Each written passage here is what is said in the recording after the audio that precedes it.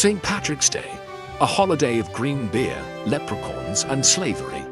Wait, what? That's right. The real story of St. Patrick isn't about luck.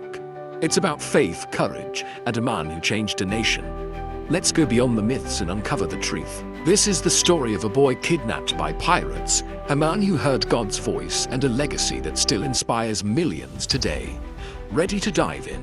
Imagine this. You're 16 years old, living in Roman Britain. Life is simple, safe, but suddenly, pirates storm your village. You're dragged from your family, thrown onto a ship, and sold into slavery in Ireland. This is where Patrick's story begins. I cried out for my parents, but no one came. I was alone. Terrified and far from home. For 6 long years, Patrick worked as a shepherd, alone in the hills, exposed to the cold, the hunger, the silence. But in that solitude, something extraordinary happened. Patrick began to pray.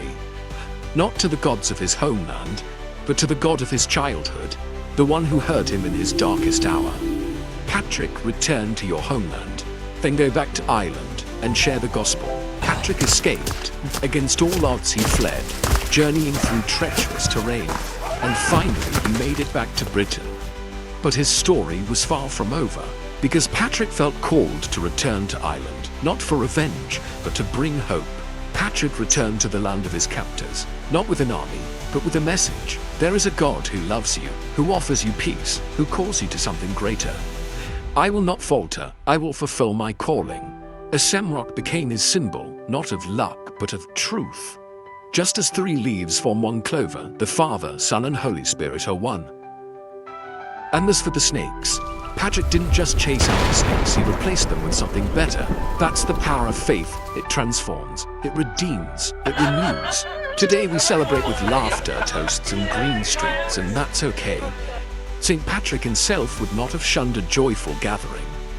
But what if, when you raise that glass, you remember Patrick's mission?